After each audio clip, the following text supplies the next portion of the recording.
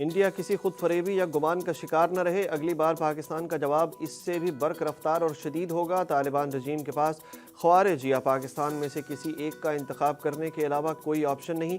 Chief of defence forces field marshal Syed Asim Munir کا تینوں مسلح افواج کے افسران سے خطاب۔ Chief of defence forces field marshal کو جی ایچ کیو راولپنڈی میں گارڈ آف آنر پیش کیا گیا۔ انہوں نے نئے قائم کیے گئے ڈیفنس فورسز ہیڈ کوارٹرز میں تینوں مسلح افواج کے افسران سے خطاب کرتے ہوئے کہا کہ میں اس بات کا اعادہ کرتا ہوں کہ پاکستان ایک امن پسند ملک ہے، تاہم کسی کو بھی پاکستان کی خود مختاری، علاقائی سالمیت پر آنچ اور ہمارے عزم کو آزمانے کی اجازت نہیں دی جائے گی۔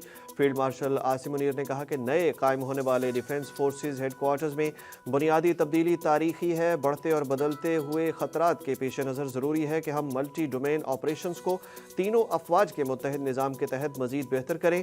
ہر سروس اپنی آپریشنل تیاریوں کے لیے اپنی انفرادیت برقرار رکھے گی، جبکہ ڈیفنس فورسز کا ہیڈ کوارٹر سروسز کے آپریشن کو مربوط اور ہم آہنگ کرے گا۔ بالا کمانڈ کی یکجہتی کے ساتھ ساتھ تینوں افواج اپنی اندرونی خود مختاری اور تنظیمی ڈھانچہ برقرار رکھیں گی۔